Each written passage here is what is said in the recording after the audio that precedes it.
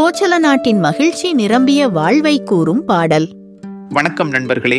கம்பராமாயணத்துல கோசல நாட்டின் வளத்தையும் அங்க வாழற மக்களோட மகிழ்ச்சியையும் கம்பர் எவ்வளவு அற்புதமா சொல்றாருன்னு பார்த்துட்டு வர்றோம். நேத்து பாட்டுல அந்த நாட்டு பெண்களோட புன்முறுவல் எப்படி ஆண்களுக்கு துன்பத்தை தருதுன்னும் அவங்க மெல்லிய இடைமெலியறதுக்கு ஏத்த மாதிரி அவங்க கொங்கை மேல இருக்கிற ஆரம் திளைக்குதுன்னும் சொன்னார். சரி, அந்த நாட்டுல மகிழ்ச்சி எங்கெங்கு இருக்கு? எல்லாரும் களிப்போட தான் இருக்காங்களா? வாங்க அடுத்த பாட்டுல கம்பர் என்ன சொல்றாருன்னு கேட்போம்.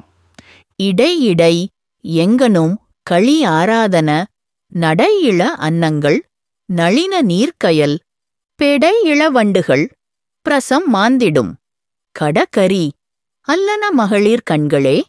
அந்த நாட்டுல அங்கங்க எல்லா இடத்துலையும் ஒருபோதும் மகிழ்ச்சி குறையாத களிப்பு நீங்காத சில விஷயங்கள் இருக்காம். அவை என்னென்னு பட்டியலிடுறார் பாருங்க கம்பர். இடை இடை எங்கனும் களி ஆராதனை.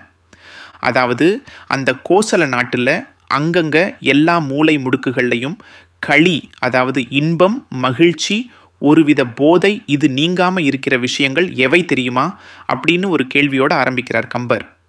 நடை இள அன்னங்கள். அவர் சொல்ற முதல் விஷயம் அந்த நாட்டுல நடக்கிற இளம் அன்னப்பறவைகள். அந்த அன்னப்பறவைகளோட நடை அவ்வளவு அழகு, அவ்வளவு நளினம். அந்த கம்பீரமான அதே சமயம் மென்மையான நடையில ஒருவித மகிழ்ச்சியும் சுதந்திரமும் ததும்பி வழியுதாம். நளின நீர்க்கயல். அடுத்தது தாமரை மலர்கள் பூத்திருக்கிற நீர்நிலைகளில் இருக்கிற கயல் மீன்கள். தாமரைக்குள்ளே, சுத்தமான தண்ணிக்குள்ளே அந்த மீன்கள் துள்ளி விளையாடுதே, அது எப்பவும் களிப்போட துள்ளலோட இருக்கிற காட்சின்னு சொல்றாரு. தாமரையும் மீனும் தண்ணியும் சேரும்போது ஒரு அழகு வருது பாருங்க. பெடை இளவண்டுகள்.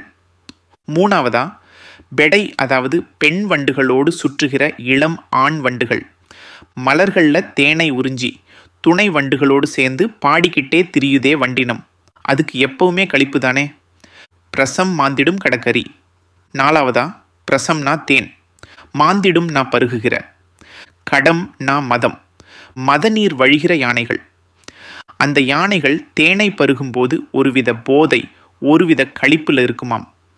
பெரிய கம்பீரமான யானையே தேனை குடிச்சு கழிக்குதுன்னா பாருங்க. இப்படி அன்னம், மீன், வண்டு, யானைன்னு கம்பர் அடுக்கிட்டு வர்றாரு. இதெல்லாம் இயற்கையா எப்பவும் களிப்போட மகிழ்ச்சியோட இருக்கிற விஷயங்கள். ஆனா திடீர்னு ஒரு திருப்பு முனை வைக்கிறார் பாருங்க கம்பர். அல்லன மகளிர் கண்களே. இவை மட்டுமல்ல, இந்த அன்னம், மீன், வண்டு, யானை இதெல்லாம் மட்டும் களிப்போட இல்லை.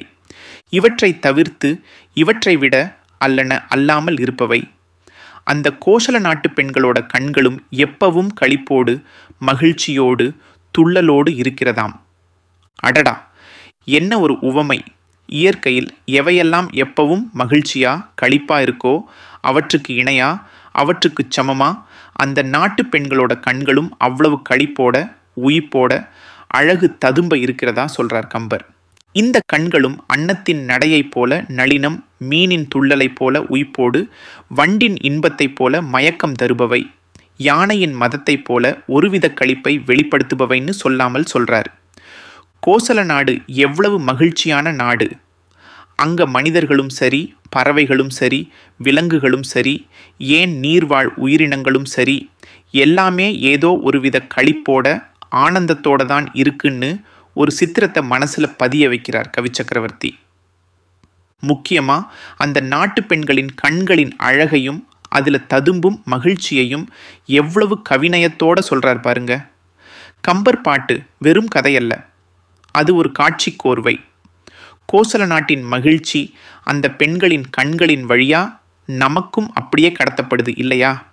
இதுதான் கம்பனின் சித்திரத்திறன்.